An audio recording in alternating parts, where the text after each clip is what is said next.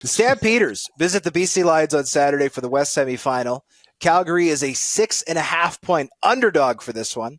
BC won the first two matchups between these teams this year, though the Stamps got the last laugh 2 weeks ago when they went into BC Place and won 41-16. Can the Lions knock off Calgary in the West semifinal for the second straight year, or can the Stampeders pull the upset? To me, this is the more intriguing of the two matchups because we got a chance to see it 2 weeks ago, and Calgary laid their cards on the table, right? They showed the game plan for how to beat this BC Lions team as an underdog, which was drop 9 into coverage and make Vernon Adams Jr. have to go through his reads and make decisions late in the play and let a 3-man rush or at most one blitzer get after this questionable BC Lions offensive line. And then offensively, pound the ball down the throat because the Lions simply aren't big enough up front or sound enough against the run to stop that type of game plan. And it worked in spectacular fashion, right? That was a blowout for a heavy underdog going into that game.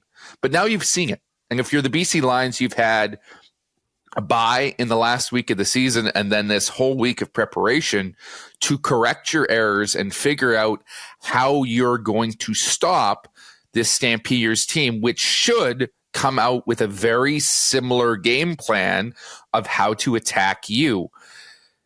And to me, that puts advantage back to the BC Lions because Jordan Maksimic is an offensive coordinator. I think you give him enough time to scheme up a solution to that defense, he's going to find one. And if Vernon Adams Jr. can get comfortable with what he's going to see in this game, they don't need the defense to adjust. They simply need to put up points quickly and early with that high-powered offense. And if those two can make the adjustments necessary, it will shut down Calgary's run game early, and then it's all advantage BC Lions. That's what I think is going to happen in this game. Man, you're out here talking like Brent Monson, the defensive coordinator for the Stampeders, is going to walk in here with the exact same game plan at BC Place and think it's going to work. I'm sure he's going to have other schemes. There'll be wrinkles. Exactly. That's what I'm saying, man. You're a high school football coach. Come on, JC. He's not going to do the same thing. So the Lions can adjust, and that's part of the chess match and why playoff football is so interesting because it's a one-off.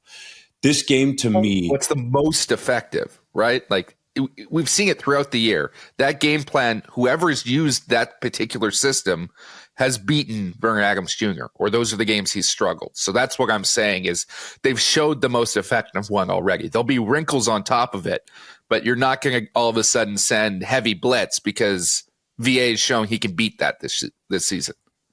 Agreed. So this thing comes down to me from an analysis perspective. Honestly, just the feel around these teams. I don't have a great vibe about the Lions, especially late in the season. Yeah, there's some wins there, but this was a team that should have lost to the Ottawa Redblacks at home in mid-September, that almost lost to the Tiger Cats on the road when they weren't feeling very good, and then get throttled the last week of the season. Now, there might not have been a ton of incentive there because Winnipeg was in the driver's seat to get that number one seed in the West Division. But, I'm just not feeling the flow, to be quite honest. And we can talk X's and O's, but I think it's more about the Jimmy and the Joes in this case because the Stampeders have a bunch of confidence with what they did last week. And as long as there are some tweaks on that game plan and they just commit to running the football, then I'm just sitting here salivating at the thought of getting Calgary at plus 6.5 in controlled conditions, a place where they just went a couple weeks ago and they have all kinds of mojo.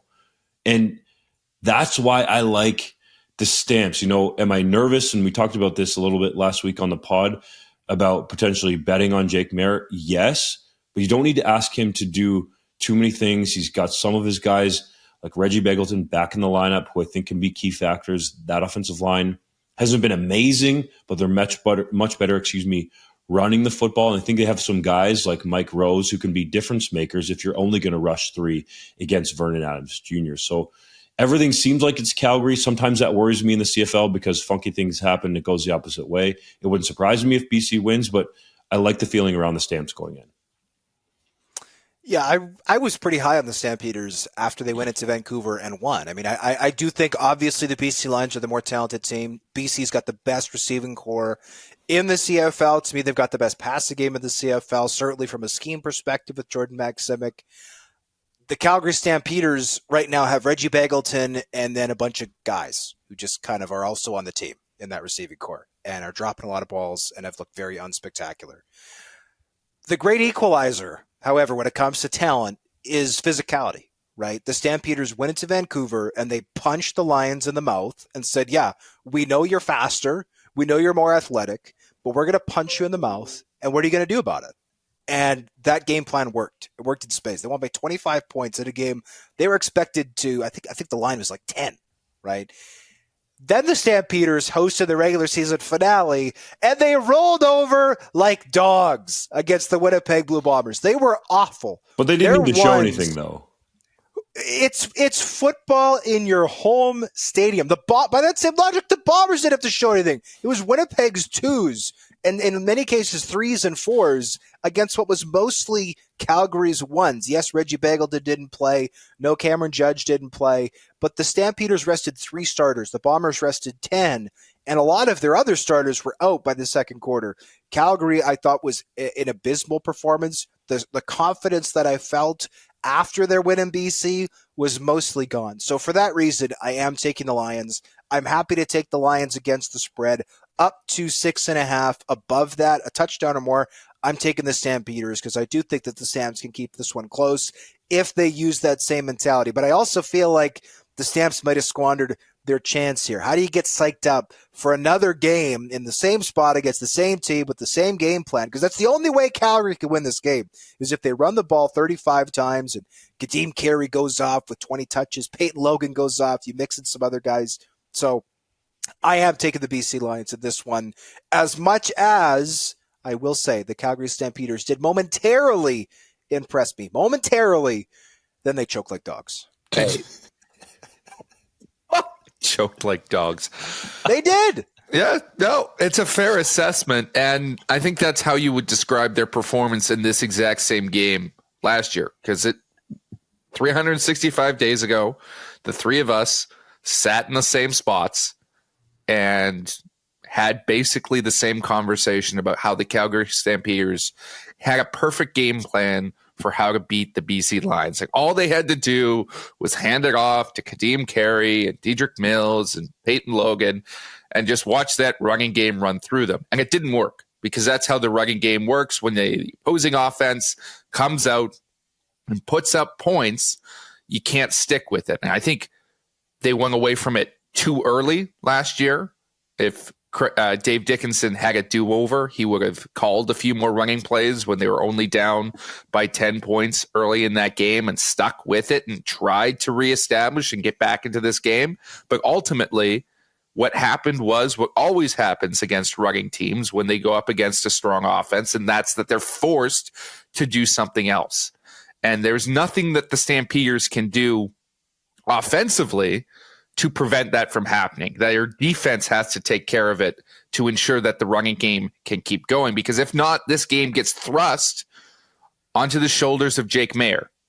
And we saw that happen last year, and he was found wanting, right? He got pulled in the fourth quarter of that game. Now, there's an argument to be had that perhaps that motivates Jake in this game, that he's got a chip on his shoulder, that he needs to redeem himself.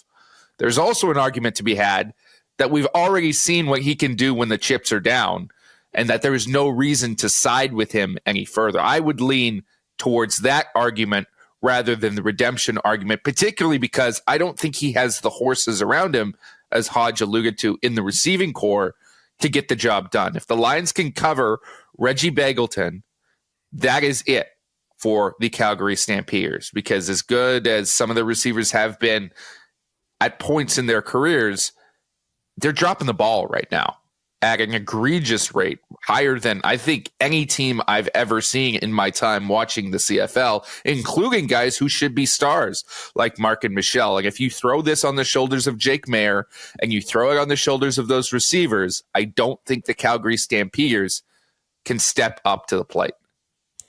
JC, I'm curious how you feel about the situation around Sione Tehema and whether he plays or doesn't play and the impact of that on this game.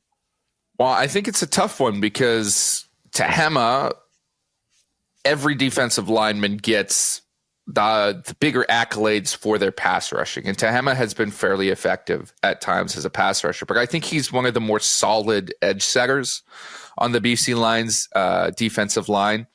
Certainly a better run defender than Matthew Betts, who gets all the accolades for his, Canadian sack record, but is an extremely poor run defender at times, who has very little interest in holding his position and engaging with a tackle out there, which is not, it's a knock on him as a player, but it's not the knock that it once was. This is a passing game, and he does that aspect of the game at a higher level than almost anyone else in the league. So this is not me ripping on Matthew Betts, but he's just not very good as a run defender. And I think that's true of a lot of the Lions defensive line.